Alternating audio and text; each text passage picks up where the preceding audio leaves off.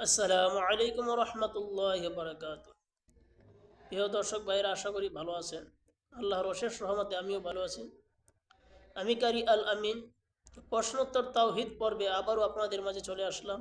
বেশ কয়েকটি প্রশ্ন আছে আমার হাতে, সবগুলো প্রশ্নের উত্তর কোরআন ও হাদিস আলোকে দেওয়ার চেষ্টা করব। আমা তাওফিক ইল্লা বিল্লাহ। আপনারা যারা যারা দেখতেছেন এই চ্যানেলটি, সবাই সাবস্ক্রাইব করে চ্যানেলটির পাশে থাকবেন, মতামত দিবেন, লাইক দিবেন, আপনাদের মতামত জানাবেন। সর্বপ্রথম যে প্রশ্নটি এখন আজকে আমার হাতে আছে, সেই প্রশ্নটি হলো ইহসান কাকে বলে? ইহসান কাকে বলে? ইহসান হলো ইহসান হলো আল্লাহর ইবাদত করার সময় মনে করতে হবে যে আল্লাহর ইবাদত করার সময় মনে করতে হবে যে তুমি আল্লাহকে দেখছো। আর যদি তুমি নাও দেখতে পাও, তবে এ কথা মনে করতে হবে যে নিশ্চয়ই তিনি তোমাকে দেখছেন। আল বুখারী। আর মহান রব্বুল আলামিন এই ব্যাপারে পবিত্র কোরআনুল কারীমে ইরশাদ করেন, ইন্নাল্লাহা মা'আল্লাযীনা ইত্তাকাও ওয়াল্লাযীনা হুম মুহসিনুন। সূরা আন-নাহল আয়াত নং 128। এতে আল্লাহ কারীম ইরশাদ করেন, নিশ্চয়ই আল্লাহ তাদের সাথে আছেন যারা পরহেজগার এবং যারা মুহসেন ও সৎকর্ম করে। আল্লাহ তাদের সাথে অবশ্যই আছেন।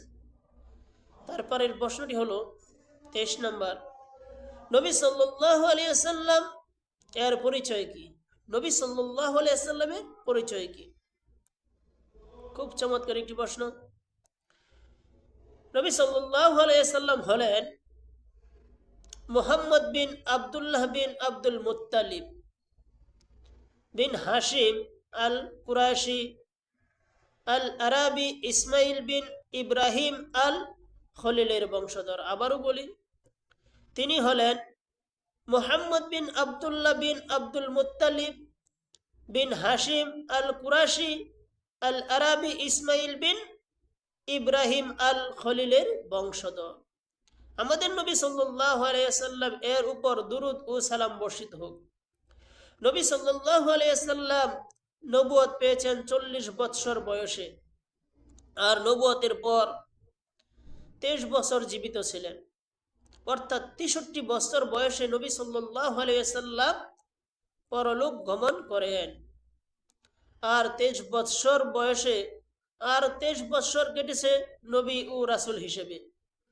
নবুয়তের সূচনা হয় ইকরা বিসমি রাব্বিকাল্লাযী খলাক, পড়ো তোমার সৃষ্টিকর্তা প্রভুর নামে। সূরা আল আলাক আয়াত নং 1। আর রেসালাতের অর্থাৎ আল্লাহর পথে আহ্বানের দায়িত্ব পালনের আদেশ পান সূরা মুদ্দাসিরের প্রথম 6 আয়াতের মাধ্যমে। আল্লাহ তাকে শিরকের ব্যাপারে সতর্ককারী এবং তাওহীদি একত্ববাদ দাওয়াতের পরিচালক বানিয়ে দেন।